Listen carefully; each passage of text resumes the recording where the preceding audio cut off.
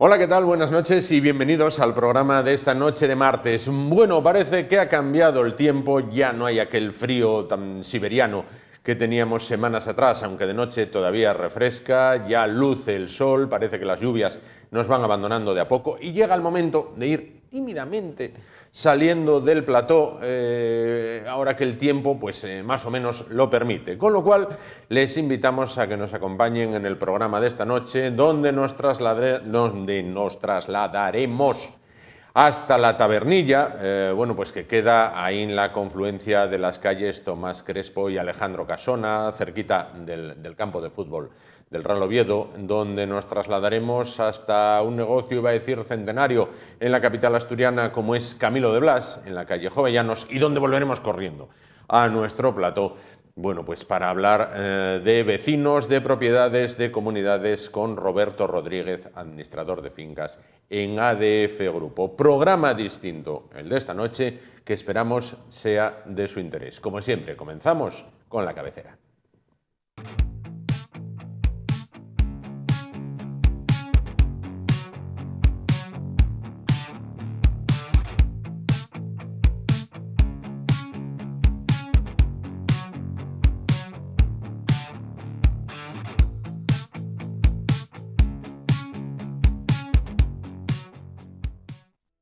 Les proponemos hoy un plan distinto, un plan tremendamente alternativo. ¿Qué les parecería fusionar una comida, una cena en la cual de primero tuviéramos hamburguesa de canguro y después pues pote asturiano o fabada? Bueno, pues esto es solamente algo, una parte muy pequeña de lo que nos podemos encontrar en la Tabernilla, en la confluencia de las calles Tomás Crespo con Alejandro Casona, frente por frente del Centro de Salud de la Hería. Un local que merece la pena visitar no solo para tomarnos un vino, que puede ser vino de Corias o vino australiano, además de una muy amplia carta, sino también para disfrutar de una muy buena comida, de una muy buena cena. Acompáñennos adentro de la Tabernilla porque les sorprenderá y va a merecer la pena.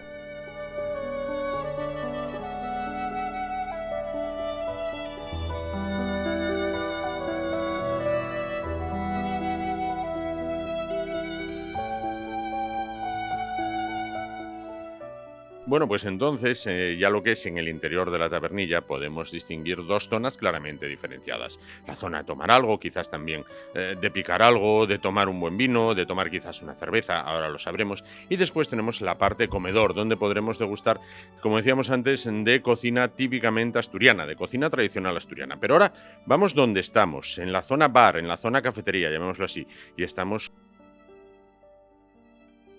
Muy buenas, ¿qué tal estamos todos? ¿Bien? Bueno, bien del todo. Bueno, pues entonces, Rafa, si me puedes comentar un poquito la Tabernilla, ¿cómo nace y cómo llega aquí a esta zona? Bueno, por llegar a esta zona es muy fácil de explicar. La otra parte de la gerencia del local, que es mi mujer, es de la zona de toda la vida. Nació en Argañosa, conoce a toda la gente, a todos los vecinos y evidentemente teniendo la casa aquí, el piso aquí, pues y escolarizar a las niñas, hemos dicho, qué mejor que tener un negocio al lado de casa. Buscasteis la proximidad, la comodidad. Sí, era muy importante. Cuando comenzamos en el 2005, las niñas eran todavía muy pequeñinas y demás, entonces el desplazamiento, la hostelería que exige mucho sacrificio, pues hemos decidido pues ajuntar todas las vertientes. ¿Con qué espíritu nace la Tabernilla y se mantiene? Bueno, la Tabernilla nace con un espíritu muy innovador. En ese momento pues estaba escuchando que venía una crisis, que iba a haber muchos problemas y que el tema... En el 2005. En el 2005 ya estábamos hablando de que bueno, venían unas circunstancias muy complicadas. Entonces decidimos pensar en el autoempleo. De esta manera se inicia la Tabernilla buscando seguridad, trabajo y evidentemente presentar un producto nuevo, en este caso al barrio de Argañosa. Claro. Primero estabais en zona Pedro Miñor, luego aquello se quedaba un poquito pequeño y dijisteis, hay que dar el salto, ¿no? Comenzamos en la plaza Pedro Miñor, un gran sitio para alternar en Oviedo. Estuvimos ahí 14 años y poquito a poco nos estamos dando cuenta que la gente nos demandaba más comedor. Tenemos una cocina muy innovadora, muy tradicional, tenemos una gran guisandera entre nosotros, gusta mucho y claro, hemos dicho, tenemos que buscar algo para que la gente pues disfrute más de la Tabernilla. Y tuvimos la gran suerte que a 60 metros de la plaza Pedro Miñor encontramos este local lo acomodamos para restauración y aquí estamos tan felices de momento. Lo habéis acomodado al gusto, quiero decir, no falta detalle, ¿no? A ver, para nosotros es muy importante hacer las cosas al gusto del cliente. Y como habíamos estado muchos años escuchando diferentes cosas sobre la tabernería antigua, hemos dicho, pues mira, es simplemente escucharlos y transformarlo. Fue muy fácil. Claro. Bueno, habríais o veíais la luz en 2005, decías, ya se preveía, bueno, pues esa época de vacas flacas, no obstante 2005, 2006, todavía eran buenos años. ¿Cómo fue evolucionando? Sí. ¿Cómo fue evolucionando? Porque luego llegó la debacle 2007-2008, cuando recuperábamos, llegó el COVID, que a la hostelería os destrozó completamente. Exactamente, fue una experiencia muy dura, porque efectivamente veníamos ya de una crisis y dentro de la hostelería hemos hecho mucho esfuerzo para mantener nuestras puertas abiertas.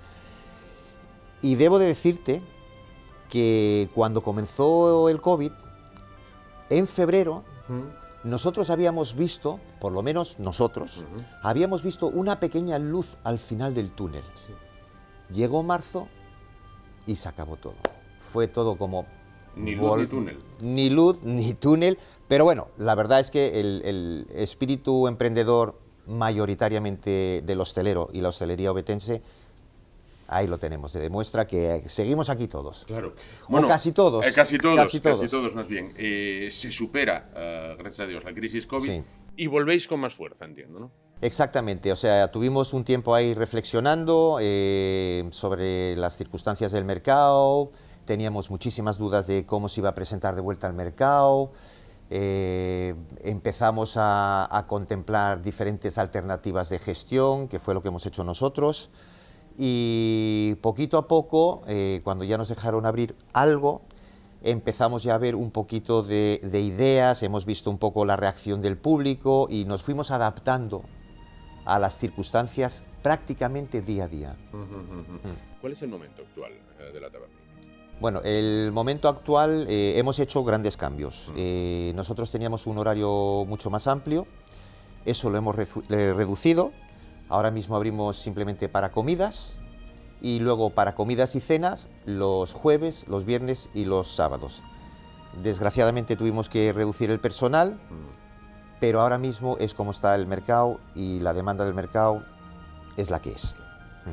En Oviedo, bueno, pues se incentiva el tema de la hostelería, no sé, con actividades, con planes sectoriales, no sé, bueno, pues vamos a potenciar esto, vamos a potenciar esto otro, vamos a hacer jornadas de esto, exacto, que creo que son tremendamente importantes. Sí, son muy, muy, muy importantes. O sea, uno tiene que ser siempre valiente.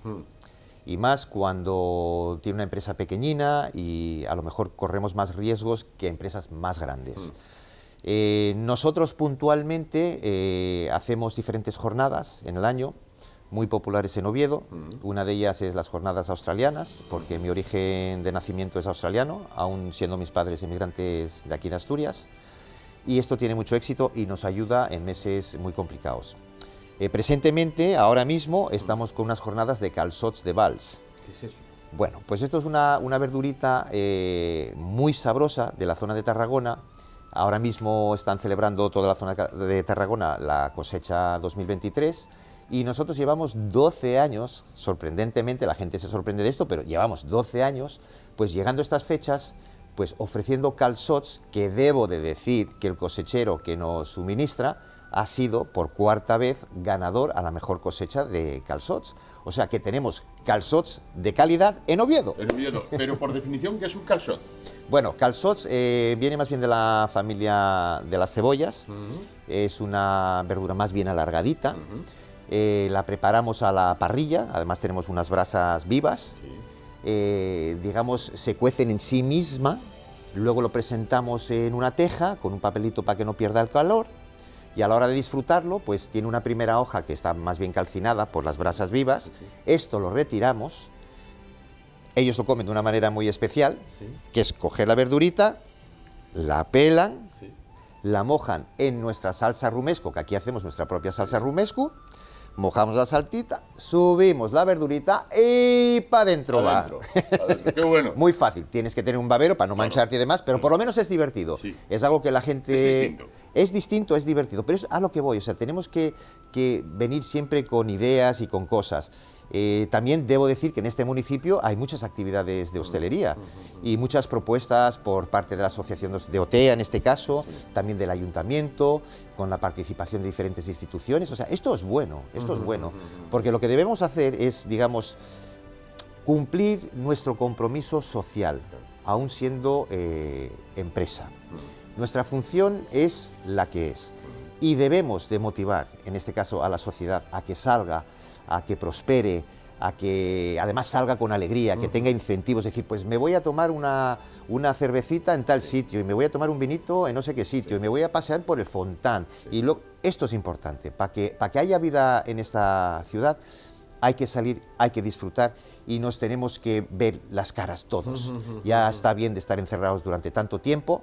Y ahora necesitamos alegría, y esta es mi propuesta siempre en la tabernía, alegría. Alegría. Entiendo que esa alegría se vio traducida una vez que todos pudimos salir a la calle después del COVID. Para muchos hosteleros dijeron, fue la locura. Fue una locura, pero me niego a ser pesimista. Creo que hemos tenido bastante tiempo para reflexionar y ver que venían cambios.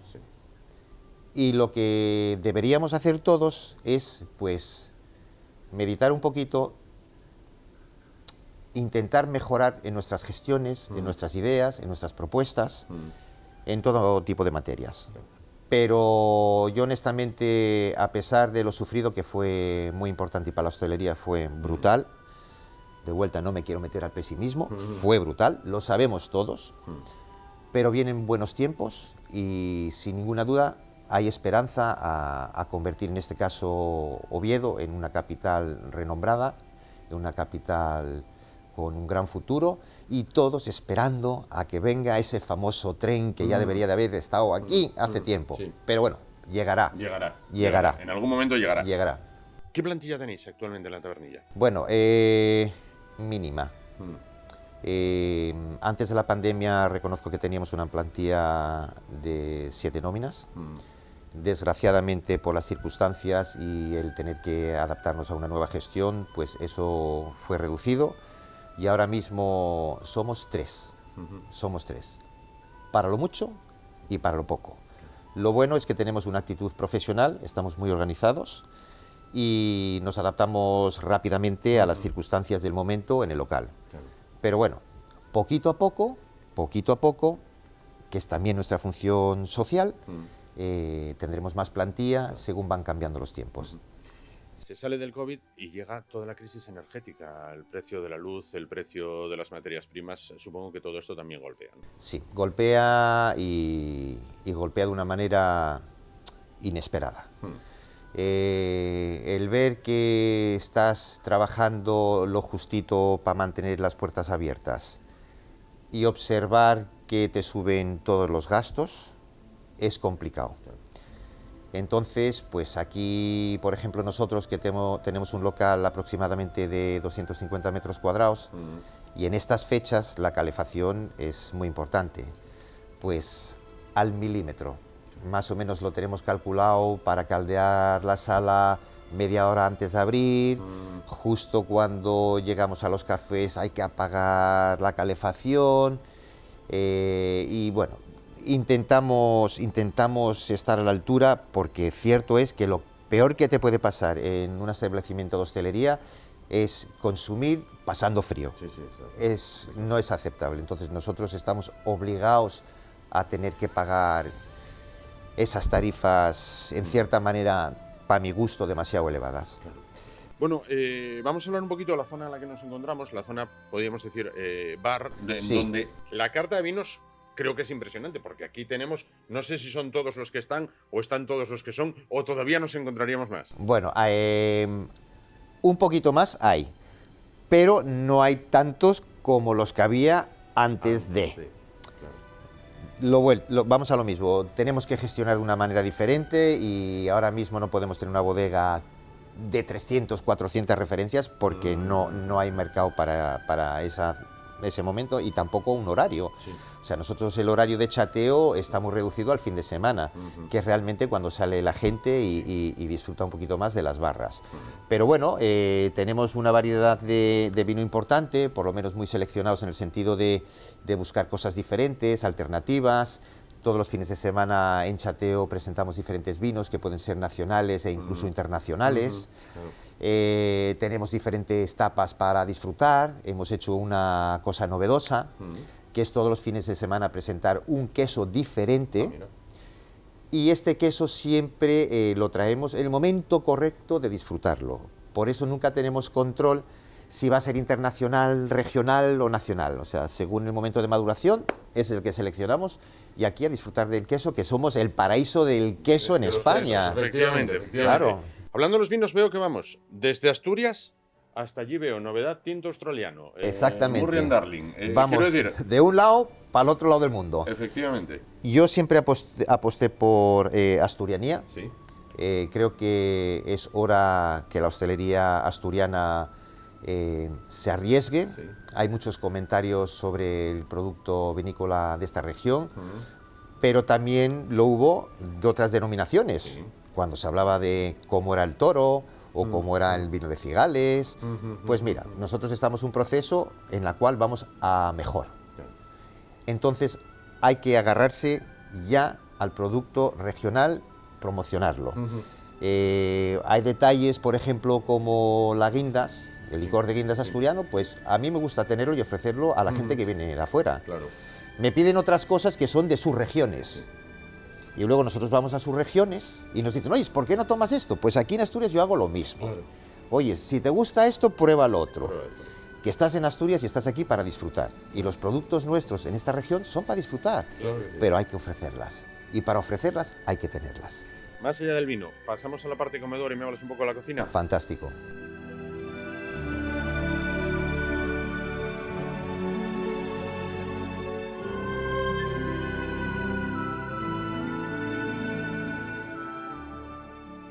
Bueno, Rafa, pues entonces, en este momento estamos ya en lo que es la zona comedor. Podía leer en redes sociales vuestras, que luego hablaremos de ellas, de qué importancia juegan para un negocio como este. Veo que tenéis Facebook, que tenéis Instagram. Sí. Bueno, ¿qué podríamos comer? ¿Qué me recomendarías si ahora viniéramos para comer o para cenar? ¿Qué podríamos encontrarnos? Bueno, pues lo primero, os va a sorprender la variedad de la carta, las diferentes técnicas culinarias que hacemos en la tabernilla, destacando, por ejemplo, nuestras croquetas de setas boletus, que son muy llamativas y ya muy conocidas en la zona de aquí de Argañosa. Os podéis sorprender con una hamburguesa de solomillo de canguro, sí señor, con sus patatitas fritas, dando a comentar que la carne de canguro es una carne que tiene 0 grasas y 0 colesterol, o sea, una hamburguesa sana. Sí. Cuidado con las patatitas fritas, que a lo mejor te pueden matar.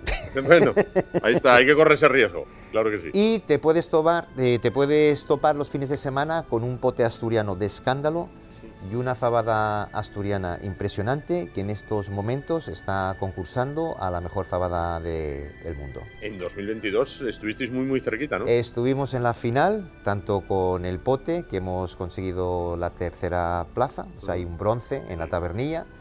Y este año vamos a apostar por la fabada e intentando estar también en podio. Claro, tenéis un solete Repsol, ¿qué es esto? Bueno, pues es una novedad que ya lleva unos cuantos añitos en el mercado y todos identificamos a los soles y a las estrellas y a todas estas cosas, a la alta cocina, a la cocina ya más sofisticada y evidentemente a una cocina ya muy técnica. Y bueno, la variedad está en que efectivamente en una ciudad, en cualquier ciudad del mundo y evidentemente de esta región, pues hay localitos en diferentes puntos que hacen cosas muy curiosas que no son conocidos y que son dignos de conocer y disfrutar.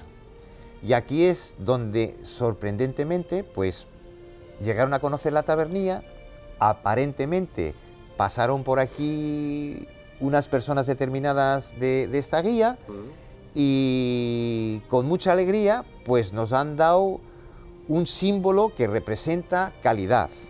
Y evidentemente esto es muy bueno para la ciudad, evidentemente para el barrio y para todos sus ciudadanos.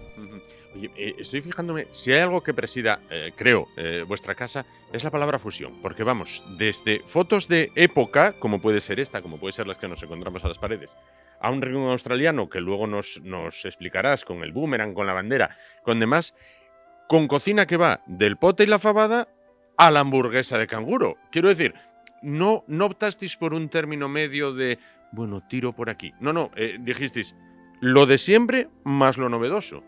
Bueno, nosotros una cosa la teníamos claro. La competencia es importante y hay que distinguirse y destacar haciendo cosas diferentes. Debemos de reconocer que no nos gusta aburrirnos, no nos gusta para nada y estamos siempre haciendo cosas diferentes.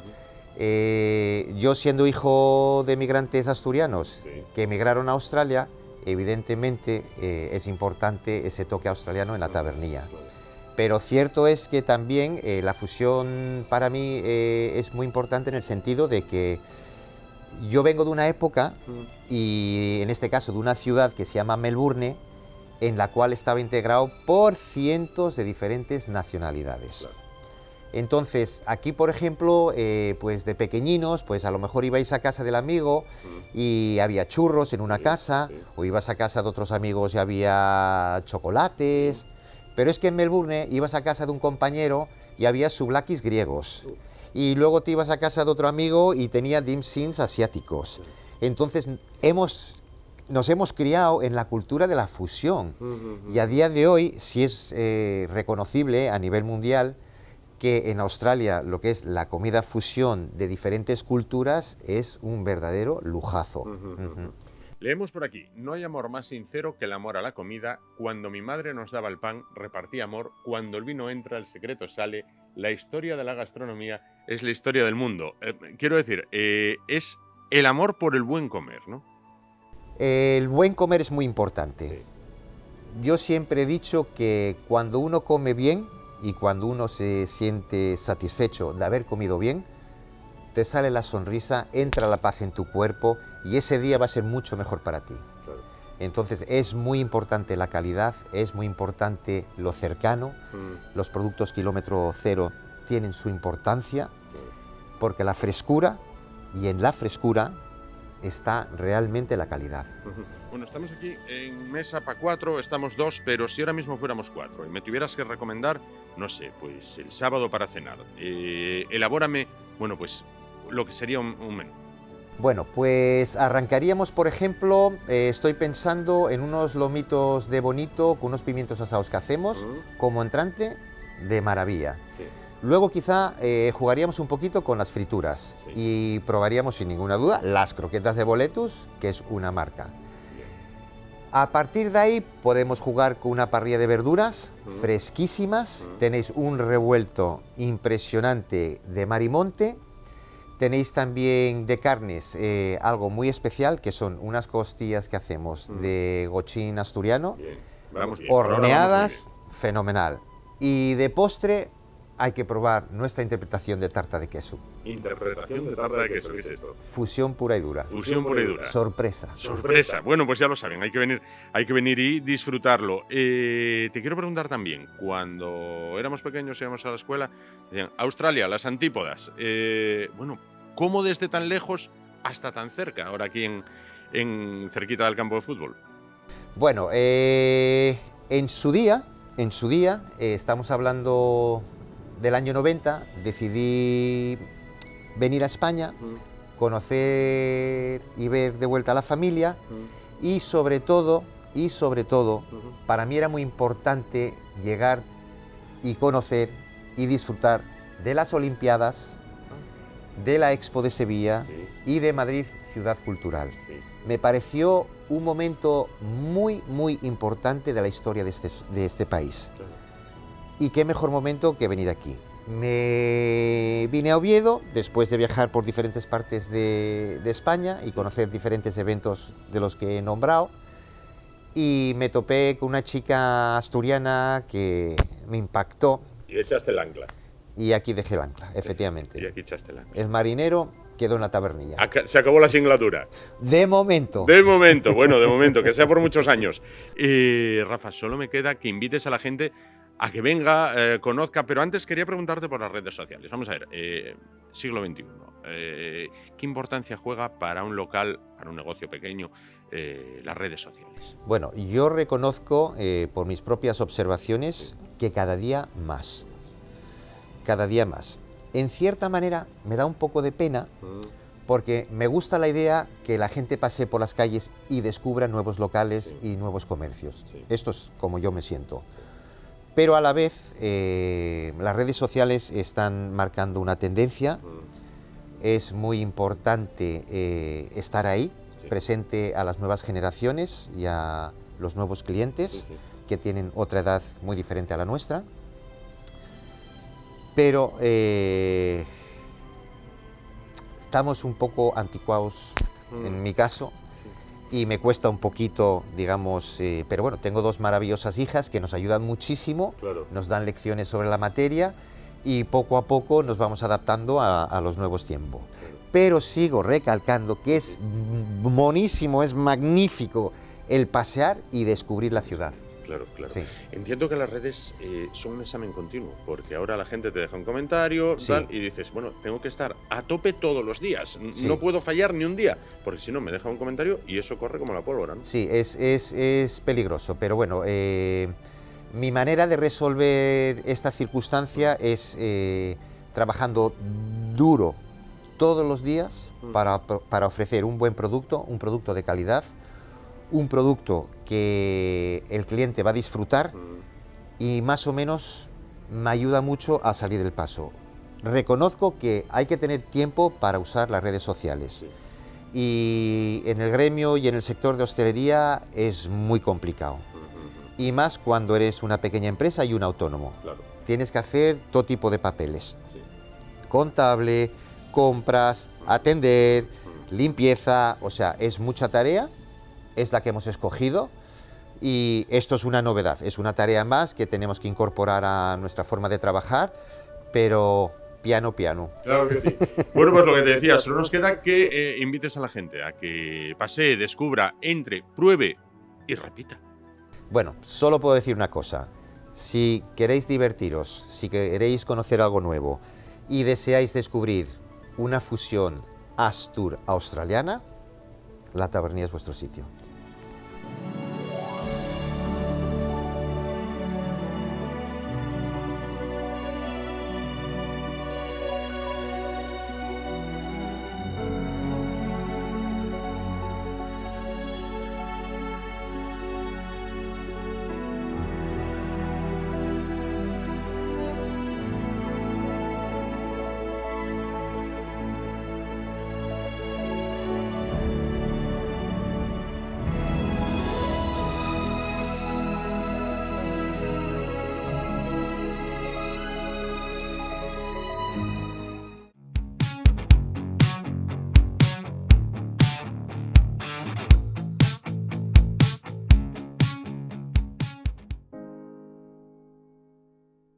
Bueno, pues Camilo de Blas, quizás la confitería, la pastelería, la repostería más emblemática de Oviedo, pues inaugura academia. Bueno, vamos a entrar, vamos a explicarnos un poquito, van a explicarnos un poquito el negocio tradicional y lo que es la parte nueva. Vamos por aquí. Bueno, pues podemos ver el escaparate que sin duda ya nos anuncia toda una delicia de lo que podemos encontrarnos adentro, en lo que decimos como uno de los negocios más emblemáticos de Oviedo, de los de toda la vida, y ahora vamos a entrar en una tienda que nos transporta prácticamente hasta el año 1914. Bueno, pues aquí tenemos lo que es la tienda de siempre, el negocio de siempre, el local con los emblemáticos carballones, y vamos a hablar con el gerente, José Juan de Blas. José Juan, ¿qué tal? Buenas tardes. Muy bien. Todo bien, ¿no? Todo bien, todo bien. ¿Contentos?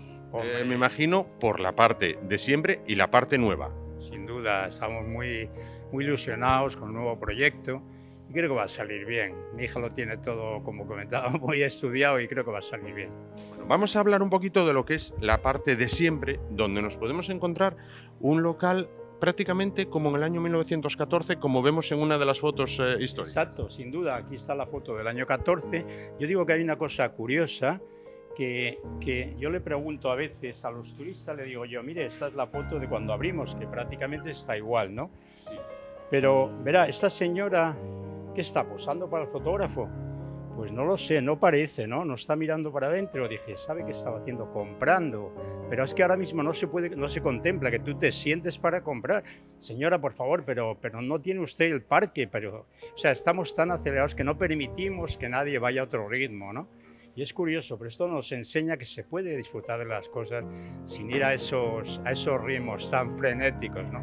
Pero nos pasa a todos, contagioso. Sin duda. ¿Qué nos podemos encontrar en el Camilo de Blas de siempre, en el que vemos aquí? Lo primero, y que es una pieza catalogada y pertenece al patrimonio de la ciudad, es este mostrador que vemos en dos partes, que es mármol de Carrara de color gris. Normalmente, bueno, pues en Italia, en Carrara, en general en Italia encuentras mármoles blancos, rosáceos, pero es muy complicado, por no decir imposible, encontrarse un tono gris. Tuvimos la gran suerte que en aquella época pues salió Sabeta y nos lo pusieron. Y está catalogado, pertenece al patrimonio de la ciudad. Había marmolistas en aquella época que cuando iban a hacer cualquier trabajo personalizado venían a enseñarle este tipo de mármol, ¿no? Es una pieza especial, con rosetones todos diferentes. Merece la pena contemplarlo. Tiene un hándicap y es que como te caiga una hojita de esto, te la puedes cargar. Es como tener un Velázquez en casa. Prepárate, si no me lo cuidas, no me hables de ayuda ni de cosas, que eso no sé de qué me estás diciendo. Pero cuídamelo, que es mío, ¿no? Lo tienes en adopción, tú. Lo tienes en disfrute, en uso y disfrute. Eso es. Pero bueno, es un orgullo tener una pieza así. Bueno, y luego ya lo que la gente, que vemos ya gente comprando y esto, ¿qué es lo que nos encontramos en el Camilo de Blas de siempre? En el Camilo de Blas de siempre, de lo que es el mobiliario, se refiere. Sí, por supuesto la bollería, que es algo, aquí está, parece que han arrasado ya bastante, pero... Eso es bueno, ¿eh? Sí, claro. A mí me decían, me acuerdo de una señora que llega como a las 7:30 o las 8 y me dice, oiga, ¿tiene bollería? Digo, tengo solo esto. ¿Y de pasteles qué tiene? ¿Solo y esto? ¿Solo? Dije yo, pero vamos a ver, lo bueno es que venga, pero no hasta ahora, porque hasta ahora ya no queda nada. No, por eso vengo yo aquí. Digo, ya, pero venga antes, porque si no, no lo encuentran. Bueno, aquí nos encontramos los archiconocidos carballones, pero hay carballones y más. Hay carballones que, son la estrella, ¿no? El 90%, por no decir todos los turistas, vienen buscando el carballón, te preguntan muchos qué significa o qué es. Pero aparte de eso, lo que comentábamos, la casadilla, que es el dulce típico de Asturias, que hemos tenido la gran suerte de que nos dieron en el 2017 la mejor casadilla del mundo, que yo le dije, oiga, esto del mundo ya se nos conoce a los asturianos por fanfarrones, pero ponerlo la mejor del mundo no es un poco exagerado. Y me dice todo serio, pues, ¿qué quería? ¿Que vinieran los asiáticos con esas grasas que no hay quien coma? Hombre, por favor, diga, no, sí, a mí no me parece mal, me ha encantado, pero me parecía decir lo mejor del mundo, ¿no? Es muy nuestro eso. Y si en 2017 ganaban la mejor casadilla del mundo, casadilla de oro, y vemos representada, el Carballón está a esto de cumplir 100 años. Efectivamente, en agosto del año que viene cumplirá 100 años. Hace 100 años le pidieron el ayuntamiento, le pidió a mi abuelo un producto para representarnos en una feria internacional. Hicieron muchas pruebas con su maestro y al final optaron por este producto que les parecía que podía ser muy válido. Y entonces cuentan que en la rebotica de la farmacia de enfrente, que lo comentaron, tenemos el problema, el más fácil aparentemente, pero que no es fácil, ¿qué nombre le ponemos? Y alguien dijo, una pregunta, ¿cómo nos conocen a los de Oviedo? Ya lo sabes, ¿no? Carballones, qué bobada, ¿no? Ya, claro, es verdad. Podemos llamarle como nos conocen a los de Oviedo. Al final es una feria internacional donde, el que no conozca dónde es o dónde viene ya puede asociarlo y tal. Y de hecho ahora mismo muchos turistas creen que nos llaman carballones por el pastel, no por el roble. De hecho tienes que contarle la historia, ¿no? Porque hay que dejar una cosa tremendamente clara, pienso, los carballones podemos encontrarlos en muchas confiterías de Oviedo, pero el original nace aquí. Sin ninguna duda, en este En 1924 fue cuando surgió el pastel y el nombre, todo, ¿no? Y a raíz de aquello pues ha ido pues, extendiendo, y como en aquella época no se contemplaba lo de patentes, o al menos aquí todavía estábamos muy lejos, pues no se patentó. Hoy día todo es posible porque es de dominio público, ¿no? Pero bueno, hoy día hay mucha información, las redes también tienen ese tipo de cosas que todo el mundo, la mayoría, viene muy, muy informado. Entonces, bueno, además, yo digo que yo les puedo contar todo lo que quiera, pero el que tiene que hablar es el Carballón. Y cuando lo prueban no va a haber mucha duda de si está mejor o peor. Es así, es así. Pero yo digo que el reto, yo a veces le decía, lo mejor no es patentarlo para evitar que los demás te lo copien. ¿Sabe qué es lo mejor? Saber que cada día el tuyo tiene que ser mejor. Porque eso te hace estar al día y te hace estar peleándote siempre porque no te baje nunca esa calidad. Yo creo que eso al final, aunque suena un poco al principio como disculpa, pero es una gran realidad.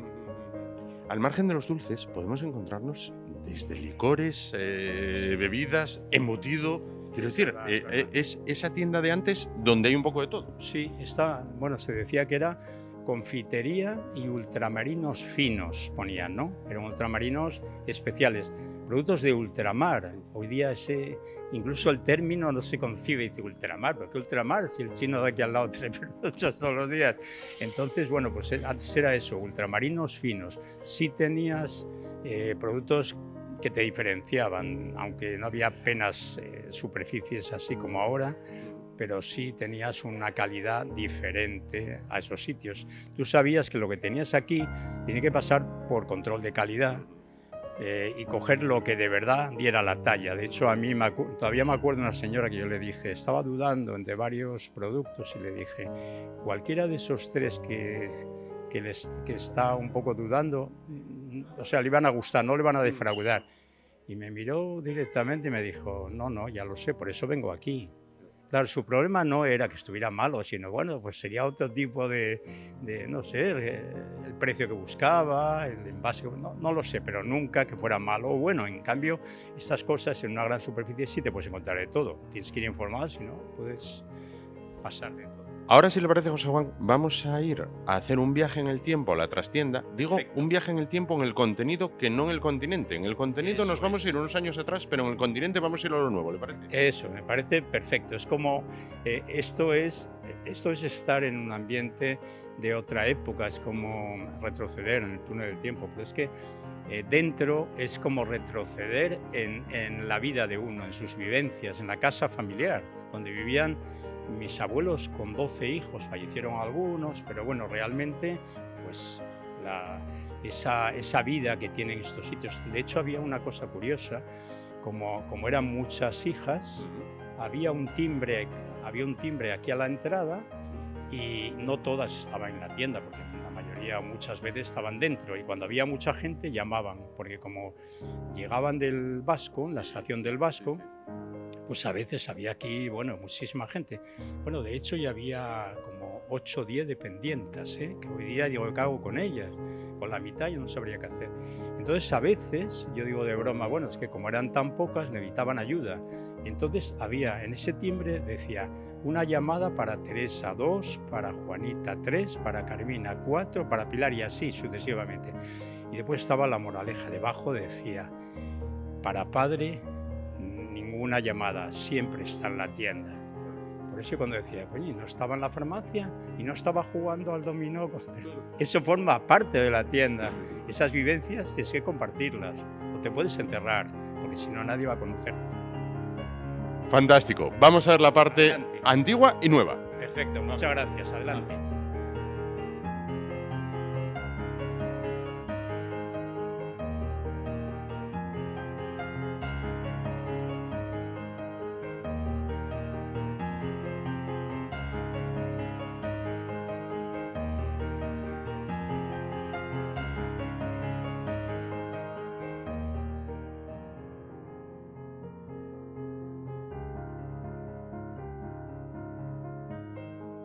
Y llegamos a la parte nueva, recuperada de la parte antigua.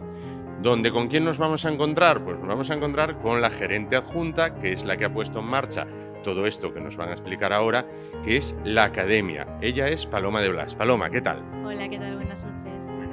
A punto de presentar en sociedad la Academia. Cuéntanos un poquito qué es lo que nos vamos a encontrar aquí. Sí, bueno, este es un espacio que hemos creado para transmitir conocimiento, para acercarnos a nuestros clientes y, bueno, y enseñarles el arte de la pastelería, ¿no? Entonces, bueno, hoy vamos a hacer una presentación con bombones Rey Silo. Aquí veis el espacio. Esto era la antigua casa familiar y todo esto que luego fue el antiguo obrador, y todas estos ventanales que veis aquí, esta fachada, es la misma fachada que había en la casa familiar, o sea, esto tiene más de 100 años. Luego, evidentemente, lo que es el obrador es nuevo, adaptado a los requerimientos de un obrador hoy en día. Y bueno, aquí podéis ver los bombones, los 3 bombones que vamos a presentar hoy, que ha hecho el maestro chocolatero Tino Helguera, que es de Mamá Marisa, el azul Mamá Marisa, que se hizo en honor a la madre de José Andrés. Un Rey Silo rojo, que esta es la presentación en primicia, porque estos bombones los hizo Tino hoy, o sea, no los habíamos sacado hasta hoy. Y el Rey Silo blanco, que es el queso icónico de Rey Silo, ¿no? Y bueno, aquí podéis probar los 3 quesos de Rey Silo, el blanco, el rojo y el Mamá Marisa. Y luego, por otro lado, tenemos la sidra Ibernis El Gobernador, que ganó premio a la mejor sidra de hielo en 2018. Y con esta sidra nosotros hacemos los bombones Mamá Marisa. Le metemos un puntín de sidra que marida muy bien con el queso azul. Objetivo de la Academia y para quién está diseñado. Pues es un lugar para todos realmente, es un lugar para que la gente de la calle, digamos, amateurs que no tienen experiencia, aprendan a hacer elaboraciones profesionales sencillas que luego puedan replicar en su casa, por un lado, y luego por otro lado haremos también algún curso profesional enfocado a gente pues con formación en pastelería que quiera mejorar su técnica con un maestro de la talla de Tino Helguera, ¿no?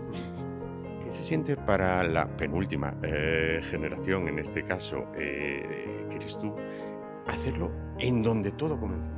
Bueno, no sé, es muy bonito. No, la verdad es que cuando me paro a pensarlo, parece como que todo se haya conspirado para que esto se haga realidad. Como os contaba el otro día, esta fachada la descubrimos al hacer la obra porque mi padre se acordaba de que existía. Todo esto estaba tapiado. Desde fuera sí que se veía que había una fachada, pero no sabíamos en qué estado estaba. Y al quitar esas tapias, descubrimos que está intacta. De hecho, el otro día vinieron unos tíos míos que conocían la antigua casa familiar y se acordaban perfectamente de esta galería. Entonces... Bueno, vamos a hablar un poquitín de los bombones con el responsable de los mismos, ¿no? Claro. Bueno, pues entonces, vamos a ver, el papá de la criatura, ¿qué tal? Si nos explica un poquito, bueno, pues los 3 bombones. Sí, bueno, pues aquí tenemos el Rey Silo blanco, que como el propio nombre indica, pues está realizado es una trufa de chocolate blanco en el cual introducimos un trocito de queso de Rey Silo blanco. Este es el Rey Silo rojo con pimentón. Aquí lo que hacemos es trituramos el queso y con una base de almendra, siempre en todos hay una base de almendra marcona, y le añadimos un poquito más de pimentón y hacemos una trufa de chocolate con el queso Rey Silo. Y este es el de Mamá Marisa, queso azul dedicado a la madre de José Andrés, y es una trufa de chocolate blanco con un toque de queso potente que te marca muy mucho, y maridado después con un poquito de la sidra Ibernis, sidra de hielo, para hacer un maridaje y que esté más elegante. Entiendo yo que esto, vamos a ver, lo que le voy a preguntar ahora viene a ser como cuando a un papá le preguntan a qué hijo quiere más. Si tuviera que elegir entre uno de los 3, entiendo que me va a decir que los 3 igual. Sí, los 3 igual, pero yo por defecto el más sencillo para mí es el más elegante. Sí, que el queso Rey Silo blanco para mí es premium. Estos también, pero personalmente para mí yo me quedo con el blanco. En cuanto a la Academia, ¿con qué expectativas? Pues todas. todas muy ilusionados, con ganas de hacer cosas, de que la gente aprenda a enseñar y lo que es básico para nosotros, porque hoy día estás en la era de la informática, si quieres recetas entras en internet y tienes tropecientas mil, pero nosotros aquí enseñamos el porqué de las cosas, que al final es lo importante, por qué debes de hacerlo de una manera, no de otra, técnicas, y esa es nuestra misión, el porqué de las cosas. Pues perfecto, vamos ahora a hablar de la materia prima importante de los bombones, que es el queso, en este caso, y vamos a hacerlo, bueno, pues como el otro, los papás de la criatura, en este caso. Vamos a ver el queso Rey Silo. Sí, aquí tenéis el Rey Silo blanco, el rojo, el máximo, que nos hace unos bombones con el máximo, y el azul Mamá Marisa, que es Marisa era la madre de José Andrés, es la que nos inspira, y él el que nos inspira estos quesos de leche cruda y entera de vaca que hacemos en Pravia y que tratamos de recuperar sabores antiguos y darles una proyección moderna. El Rey Silo blanco es un queso tradicional de Asturias que nosotros recuperamos en el 82 con la leche cruda. El Rey Silo rojo, o como dice el rey Felipe VI, el Roxo de Morcín, tiene pimentón. Lo único que nosotros le hemos cambiado el pimentón de la Vera por pimentón de Murcia, porque tiene menos toques ahumados y el azul, que el azul Mamá Marisa es un queso que hacemos con colaboración con José Andrés. Él nos transmitió qué queso quería, nosotros teníamos la idea de hacer un queso y él nos explicó una cosa, que cuando él se trasladó a vivir a Cataluña con sus padres, su madre, cada vez que llegaba de la escuela, él y sus hermanos por la tarde, pues su madre lo recibía con una rodaja de manzana con un poco de queso azul asturiano que no era Cabrales, y entonces lo metían en la boca y soñaban que estaban en Mieres, y entonces ese es el sabor que hemos tratado de recordar. Y Marisa, él nos decía que era una mujer muy cariñosa, muy amable, muy bondadosa, y entonces nosotros hemos querido hacer que ese queso respondiera a cómo era Marisa, la madre del chef José Andrés, y ese es el secreto. Decía usted, como dice el rey, Su Majestad el Rey Felipe VI, porque el Rey Felipe VI ya probó este queso. Sí, tengo la suerte o el placer de que todos los años en agosto, en la Copa de Vela del Rey, pues le servimos los quesos a Su Majestad.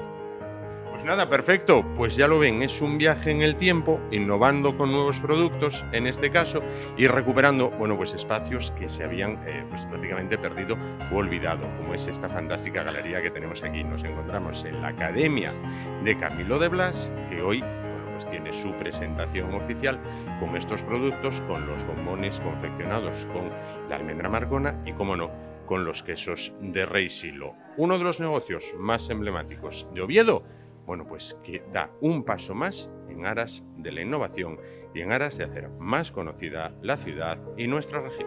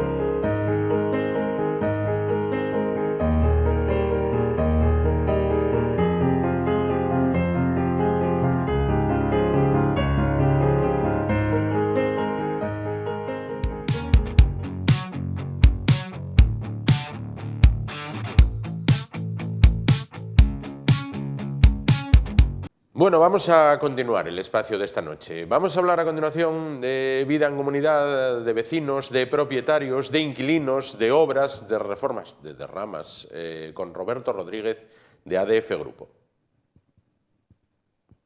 Bueno,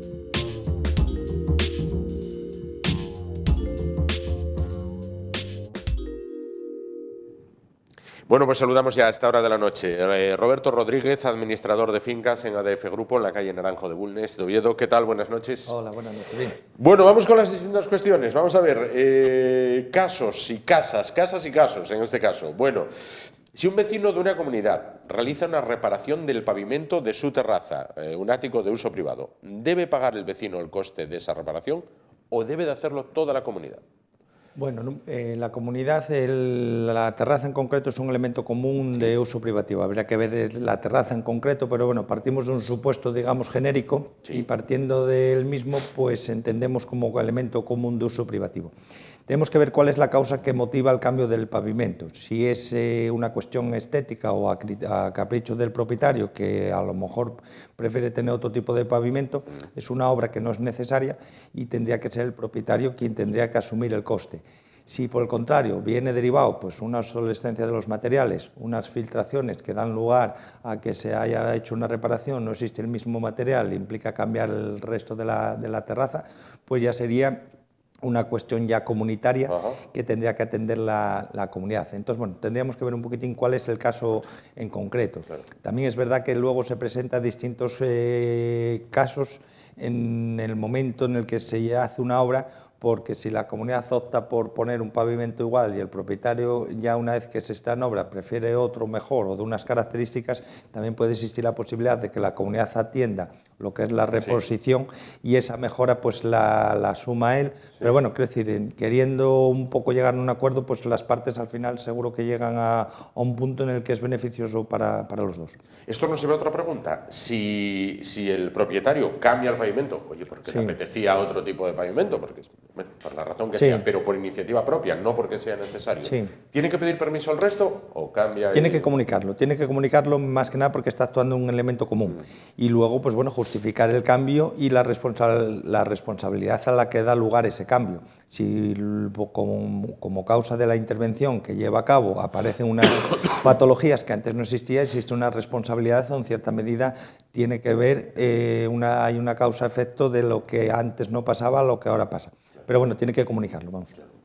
Bueno, una persona acaba de adquirir una propiedad, una vivienda, con deudas por 5 años del antiguo propietario. ¿Debe ser el comprador quien asuma todas esas deudas?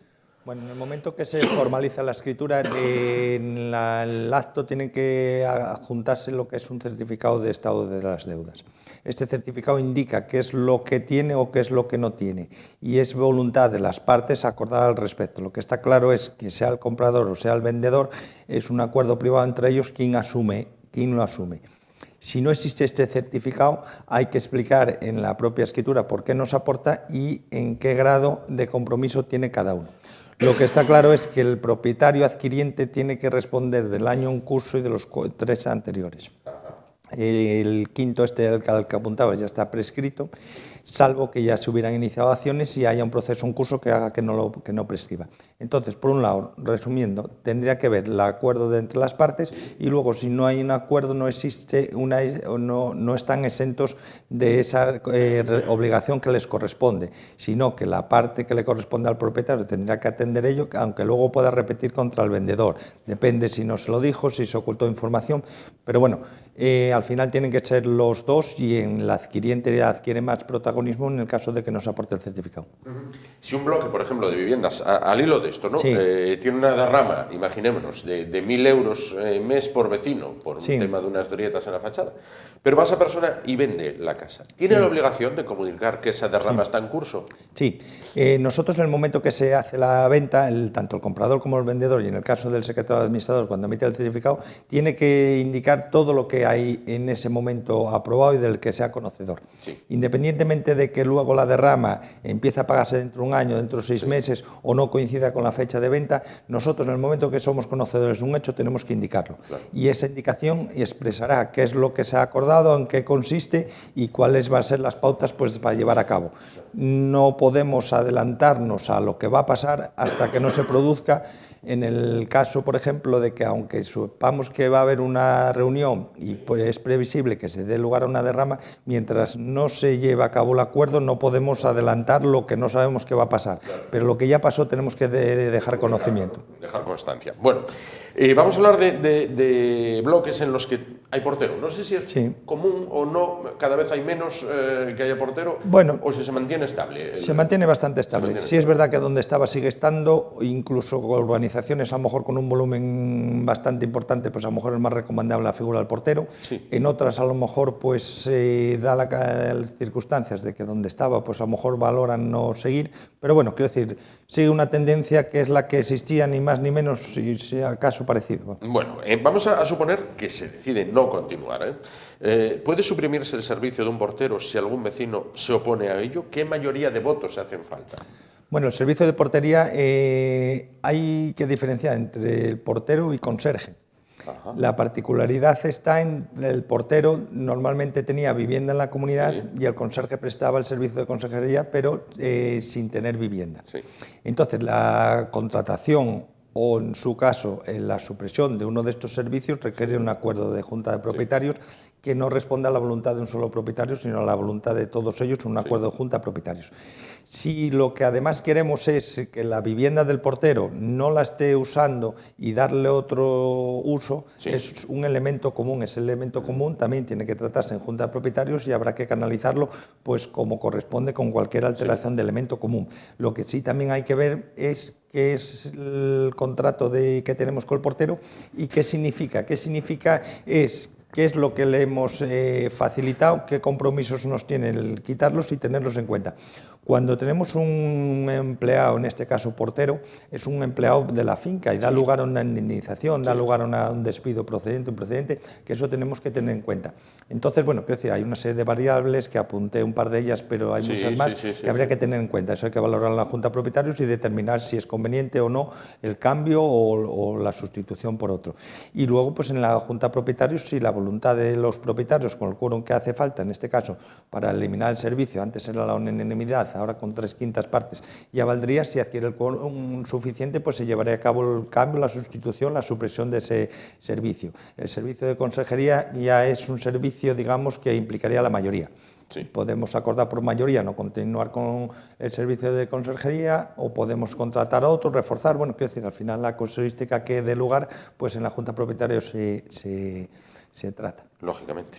Bueno, ¿quién debe de hacerse cargo de las goteras de las terrazas de uso privativo de los áticos y los primeros de una comunidad? No sé si esto enlazaba con la primera, pero bueno. Bueno, tiene que ver porque al final, bueno, parten de un patrón bastante común que es que digamos el pavimento de la terraza que hace de suelo para el usuario de la misma, hace de cubierta pues para el resto de usuarios. Hay que ver cuál es el motivo del que existe la filtración. Esta filtración puede tener que ver, pues bueno, con un paso del tiempo que los materiales van acusando este paso y da lugar pues a las propiedades que tenían que se van mermadas y aparecen filtraciones donde no aparecían ya solamente por el propio paso del tiempo.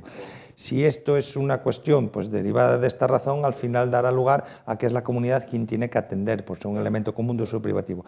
Si la filtración está producida por un daño, digamos, identificable al propietario por un mal uso o otra cuestión, pues tendría que ser el propietario, que no exime a la comunidad en su responsabilidad civil de atenderlo y repetirlo contra el propietario en el caso de que el propietario no la atienda. Lo que no podemos es pasar la pelota para el propietario, que siga existiendo la filtración, el propietario perjudicado que siga teniendo el perjuicio de no reparar y la comunidad lavarse las manos diciendo, bueno, como corresponde al propietario, que lo haga el propietario y nosotros no tenemos nada que ver. Sí tenemos que ver porque subsidiariamente la comunidad tiene un deber, que luego, una vez llevada a cabo la acción que corresponda, puede emprender acciones pues, contra el propietario, que era a quien le correspondía. Pero, quiero decir, son caminos paralelos, pues no podemos ligar uno al otro y eximirnos de decir, nada, que sea el que la usa y si luego da lugar. El problema es cuando hay una causa un poco incierta de quién es el culpable, en la que hay que tomar más información para saber qué es lo que pasó o no pasó. Esto se extiende en el tiempo y bueno, las pruebas que dé lugar, pues habrá que determinar quién es el culpable. Pero no podemos olvidarnos de que independientemente de quién sea el causante de la filtración, no exime de la obligación que tenemos de llevar a cabo la reparación que corresponda. Vamos. Comprendo. Si una persona no puede o no quiso acudir a la Junta de Propietarios, en las que se adoptó un acuerdo fuera del orden del día y que le perjudica, ¿puede impugnarlo de alguna manera? Sí, puede impugnarlo. Puede impugnarlo, no por no asistir se le quitan derechos a los que tiene derecho, vamos, digamos, de impugnar. En una junta de propietarios lo que previamente se presenta un orden del día, una convocatoria, se celebra la junta y da lugar a unos acuerdos. El hecho de no asistir puede motivarse pues, por muchas cuestiones, o bien porque no ha podido, o bien porque la propia convocatoria carece de algún elemento que haya hecho posible que no se haya enterado, otras cuestiones. Entonces, el hecho de no ir habría que ver cuál es el motivo y en base a eso da lugar pues, a una impugnación, o bien de la propia convocatoria o bien del acuerdo. Si el acuerdo, por lo que fuera, no responde pues, a los argumentos que él esgrime en cuanto a que no cumple pues, alguna cuestión legal o de otras características, tiene, por supuesto, la vía de impugnación abierta, que tiene un plazo de 3 o 12 meses, dependiendo si es un acuerdo de junta de propietarios en el que la diferencia es que significa un grave perjuicio para él en contra de los demás, ahí tendríamos hasta 12 meses y si no ya sería 3 meses el plazo ordinario. Y por otra parte, vamos a hablar de personas que quieren cerrar el balcón de la vivienda, ¿no? ¿Pueden hacerlo usando la misma carpintería de la finca, es decir, usando la misma estructura, sin alterar, al menos a priori, estéticamente la fachada, sin consultar antes, o hagas lo que hagas, como lo hagas, tienes que consultar? Hagas lo que hagas y como lo hagas, tienes que consultar. Seguramente ese criterio al que apuntas va a ser un criterio que sea de obligado cumplimiento, porque lo que se trata es de mantener la estética y sintonía de la comunidad. El cambiar perfilería para cambiar colores o cambiar otras cuestiones, pues respondería a una propuesta que previamente tiene que ser acordada, uno, por junta de propietarios y validada por el ayuntamiento.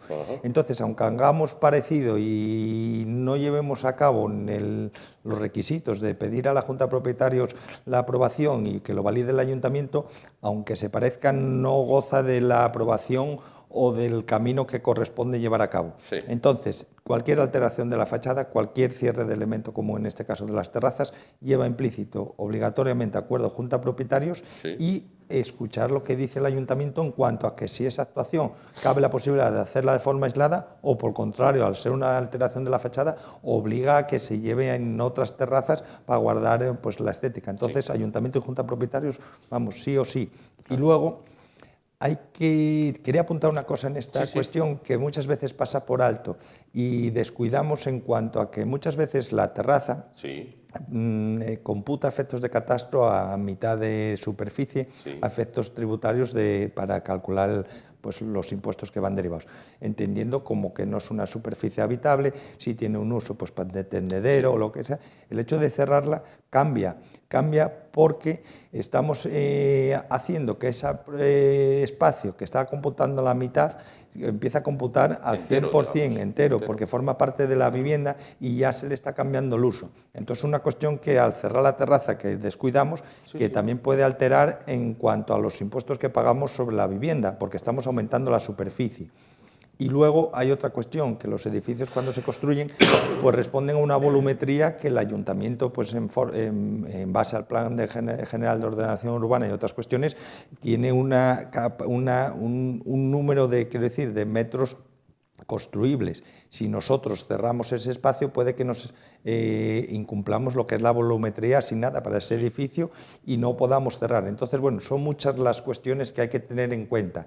Por eso la figura del ayuntamiento que interviene en esta cuestión no podemos pasarla por alto, y la figura de la Junta de Propietarios, por supuesto, y otras cuestiones, como antes apuntaba, de impuestos, que bueno, que a lo mejor sin tenerlos en cuenta sí existen y habría que también dar un paso para ver qué es lo que pasa con esa cuestión. Y hay que contar con ellos, claro. Sí. Sin duda. Bueno, vamos a ver, recomendación desde ACF, o pregunta de F en este caso. ¿Recomiendan ustedes para sus administrados la domiciliación de los pagos, pero con una particularidad, ¿no?, que creo que es tremendamente importante? A ver, es muy recomendable que los propietarios faciliten el número de cuenta, nosotros carguemos las cuotas que previamente son aprobadas en Junta de Propietarios, derramas o cualquier otro tipo de gasto que tenga la comunidad que atender, bien sea consumos de agua, Todo esto nunca se hace ningún cargo si previamente no se establece en junta de propietarios. Nunca vamos a cargar una derrama si previamente no se aprobó. Nunca vamos a girar un cambio de cuota que haya subido o bajado si previamente no se aprobó. Una vez superado todo el proceso de acuerdo y de establecimiento, pues de unas cuotas u otras, al final el propietario tiene la obligación de atenderlas. ¿Qué significa que el propietario que tiene que atender X cantidad? Ahora mismo la particularidad de los bancos en cuanto a que tienen limitadas las horas o por las transferencias cobran, si la comunidad teniendo el número de cuenta al propietario le carga ese importe. Y esos cambios a los que da lugar el importe, el propietario tiene que desentenderse, o bien de no cambiar la transferencia que tenía hecha o volver al banco. Entonces, bueno, es mucho más cómodo para todo, para la comunidad y para el propio propietario. Existe la posibilidad de que nosotros, por regla general, establecemos un día de cobro que va desde el 1 al 10, y dependiendo del mes, pues puede ser cobrarse el 2, el 3, el 5, pero bueno, más o menos del 1 al 10. Hay algún propietario, por lo que fuera, porque trabaja en una empresa en la que le pagan los días 10, los días 15, que nosotros dentro del mes, el propietario puede elegir el día que quiera que le cobremos. No tiene por qué ser necesariamente lo que cobramos a los demás el mismo día. Si por regla general a todos les cobramos el 10, pero hay un propietario que tiene que ser el 15, el 20 o el 25, dentro del mes, nosotros podemos cobrarle ese importe el día que él quiera, y de esta manera le facilita a él el atender el pago domiciliado y no incurrir en una corriente que arrastraba a la comunidad y que le perjudicaba a él por no poder individualizarlo. Entonces podemos cobrar el día dentro del mes que él quiera, el día 29, el día 13, sin problema. Pago a la carta en cuanto al calendario se refiere. Efectivamente. Efectivamente. Bueno, pues tremendamente interesante. Roberto Rodríguez, administrador de fincas en ADF Grupo. Hoy no hemos hablado ni del frío ni de lo que cuesta la calefacción. Bueno, porque creo que no nos queda otra que apretar los dientes y el bolsillo, en este caso. Sí, sí, bajó un poco. Sí, es verdad que ya no es la volatilidad que existía al incorporarse la TUR, pues se ha ajustado un poco, pero bueno, existe la incertidumbre. Y no sabemos hacia dónde vamos. Podemos hablar a corto plazo, que están un poco más estabilizados y menos disparados, pero bueno, como el futuro es incierto, crucemos los dedos para que retorne un poco, no donde estaba porque se antoja difícil, pero bueno, por lo menos que se acerque a precios más bajos en vez de más altos. Esperemos que así sea. Bueno, pues muchísimas gracias por estar con nosotros esta noche. Ya lo saben, los tienen a ADF Grupo en la calle Naranjo de Bulnes de Oviedo, con el teléfono que aparecía en pantalla. Bueno, pues así llegamos al final del programa de hoy. A lo largo de la noche, bueno, decía yo que llegaba el buen tiempo, que marchaban las lluvias, pero al parecer me han recordado que no, que vuelve el agua. Bueno, así todo. Llega el momento ya de deshibernar y salir como los osos de la cueva de a poco e ir ya saliendo y grabando cositas afuera, un poquito aquí, un poquito allá, sin perder la esencia del programa, que sin duda son las entrevistas en plató. Gracias por su atención, volvemos mañana, será a partir de las 10 de la noche. Hasta entonces, que lo pasen muy, pero que muy bien, ánimo y adelante.